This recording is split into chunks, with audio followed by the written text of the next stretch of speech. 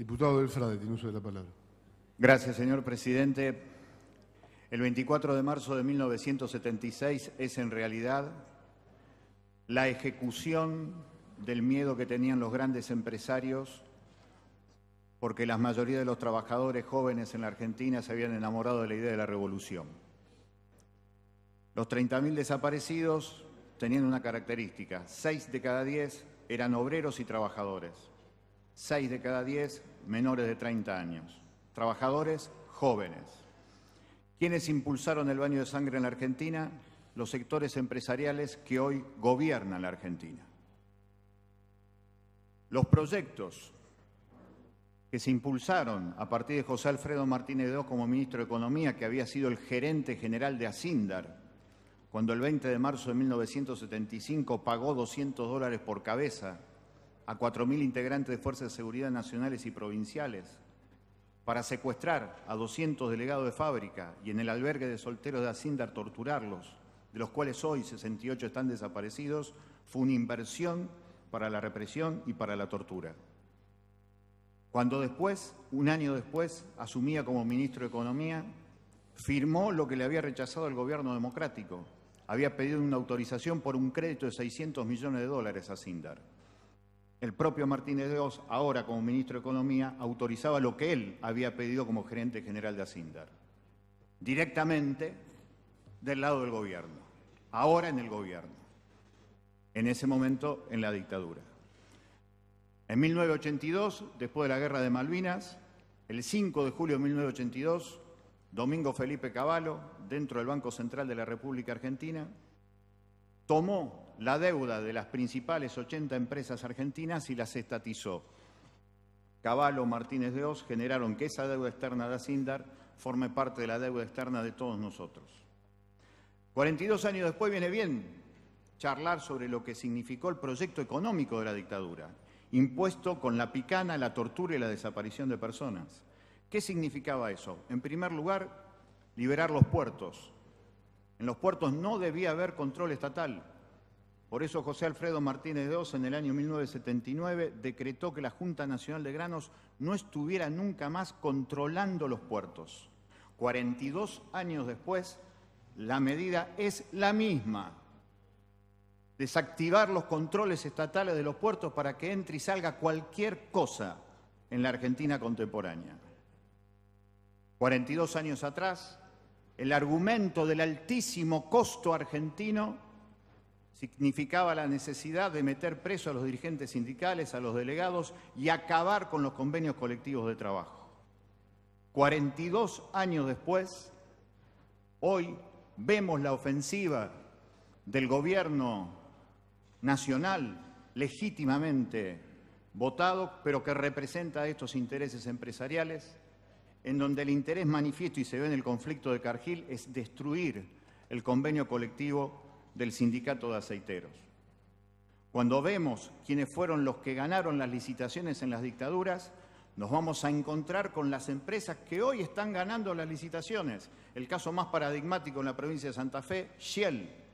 Shell fue la que más ganó licitaciones durante la dictadura militar y hoy es la que más gana licitaciones hoy, 42 años después, a través del ministro de Energía, Juan José Aranguren, un empleado de la Shell.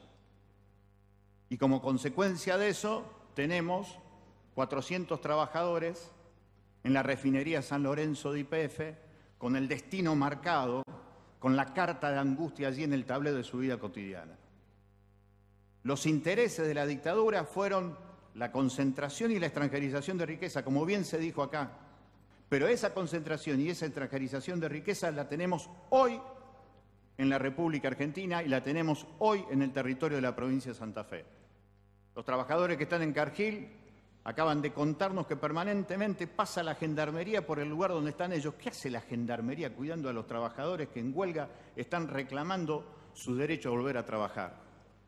¿No tienen que cuidar la frontera por ese mismo lugar por donde en el último año se duplicó la cantidad de cocaína que entró en la Argentina? ¿Qué hace gendarmería allí que respondería al gobierno nacional?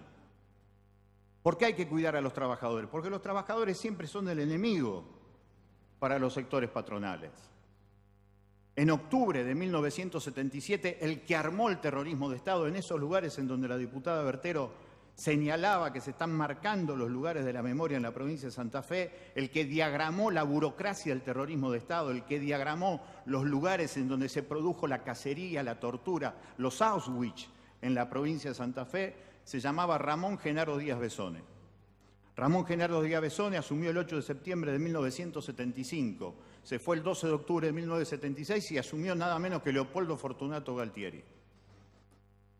Esos que estaban acá definieron en octubre del 77 en la Bolsa de Comercio de la ciudad de Rosario, Corrientes y Córdoba, con los representantes de la Asociación Empresaria, con los representantes de la Unión Industrial Argentina, con los representantes de los sectores metalúrgicos, aceiteros, que estaban en la provincia de Santa Fe, le pusieron alfombra roja a Ramón Genaro Díaz Besone y Ramón Genaro Díaz Besone, ya en octubre del 77, como ministro de Planificación de Videla, dijo con claridad: el golpe de Estado lo hicimos para defender al capital y a la empresa privada.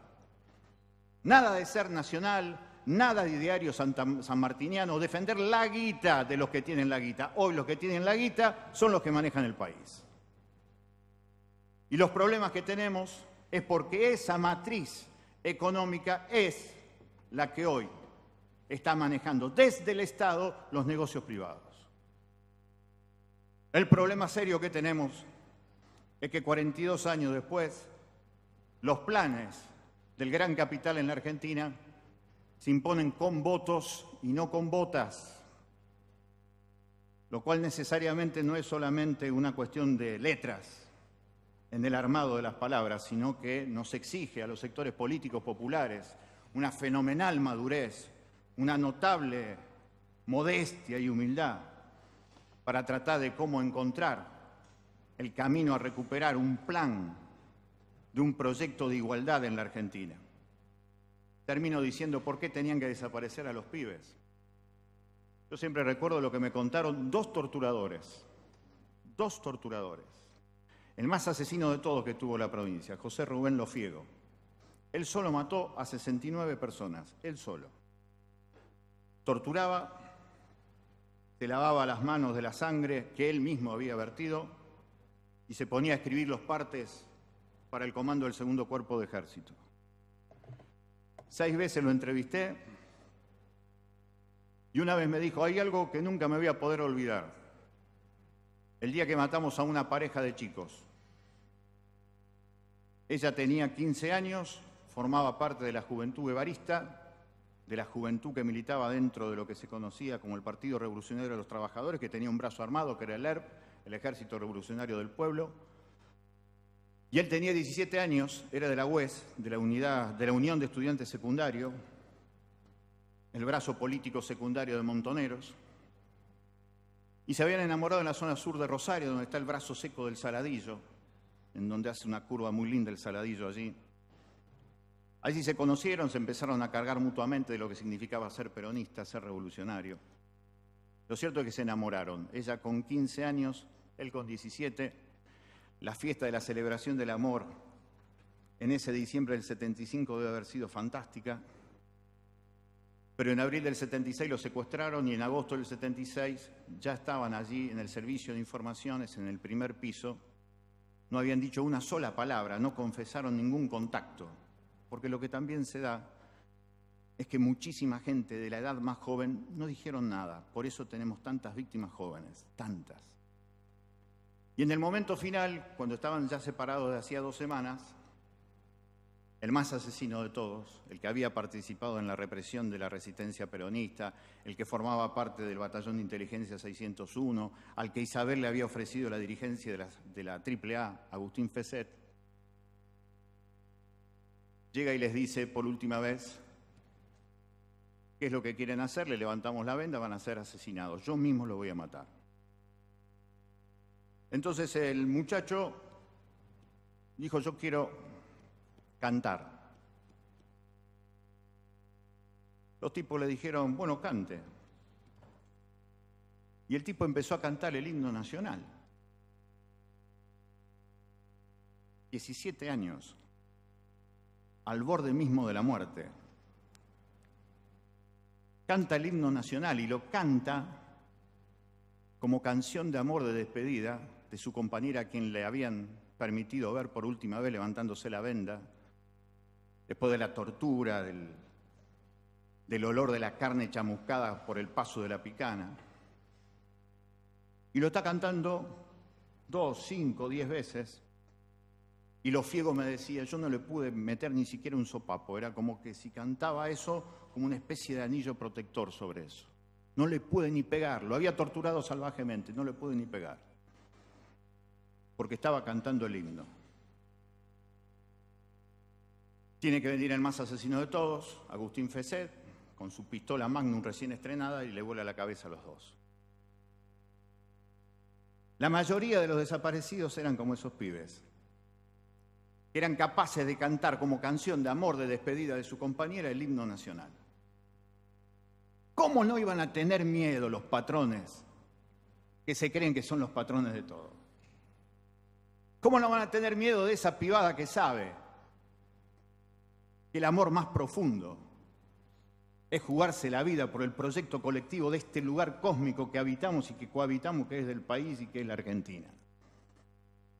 Por eso, 42 años después, ante la obstinación de los sectores que concentran y extranjerizan las riquezas en pocas manos hoy en el gobierno, desde abajo, por amor, por la Argentina, por la memoria de cada uno de esas 30.000 personas, hay que seguir peleando por la igualdad, la justicia y la liberación. Muchas gracias, señor presidente. Gracias, diputado.